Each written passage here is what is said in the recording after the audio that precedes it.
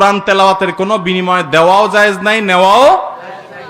আমাদের দেশে এখনো গ্রামে শহরে অনেক জায়গায় খতম পড়াই আমরা, আছে না নাই? আমি বলি যারা টাকা পয়সা দিয়া খতম পড়ান তাদের আমও যায় ছালাও যায়। কিভাবে আম ছালা যায় একটু ব্যাখ্যা করি। আল্লাহ কোরআনে বলেছেন লাইসালিল ইনসানি ইল্লা মা সাআ।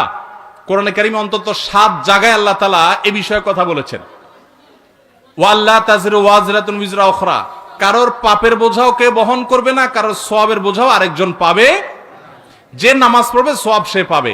ব্যালেন্স এরকম ট্রান্সফার করা যায়, নামাজের সওয়াব এরকম ট্রান্সফার করা। আমি নামাজ পড়ে বলবো ঠিক আছে আপনারা সওয়াব অ্যাকাউন্টে দিয়ে দিলাম, এরকম কোনো সুযোগ নাই।